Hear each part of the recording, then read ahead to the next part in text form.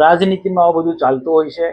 મહેશભાઈ Vasava tribal પાર્ટીના 2 ટર્મના ડેડિયાપાડા વિસ્તારના ધારાસભ્ય હતા, પરંતુ ચૈતરભાઈ વસાવા સાથે મતભેદ થતા ચૈતરભાઈ વસાવા આમ આદમી પાર્ટીમાંથી ધારાસભ્ય બન્યા અને આમ આદમી પાર્ટી ધારાસભ્ય બન્યા પછી આમ આદમી પાર્ટીએ ટ્રાઇબલ પાર્ટીને તોડી નાખી અને જેના કારણે મહેશભાઈ વસાવા થોડો ટાઈમ માટે ભાજપમાં આવ્યા.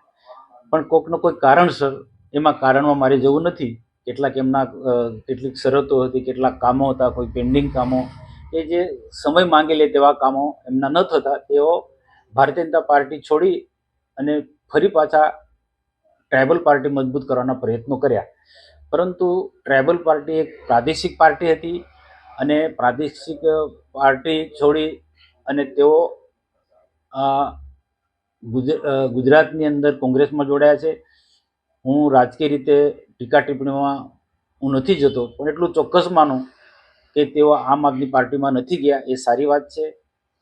ભારતીય ટ્રાઇબલ પાર્ટી એ પણ પ્રાદેશિક પાર્ટી હતી અને આમ આદમી પાર્ટીનું પણ પ્રાદેશિક કક્ષાનું જેવું લેવલ છે.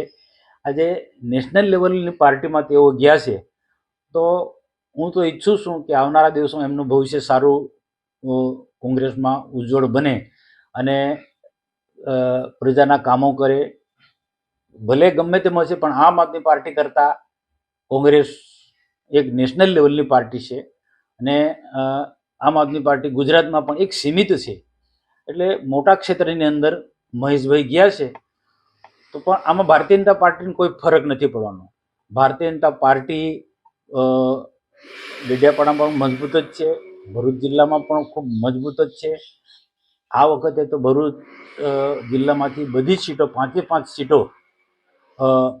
ભાજપ પાસે છે, એટલે અમારે કોઈ ચિંતા નથી. તાલુકા જિલ્લા પંચાયતમાં પણ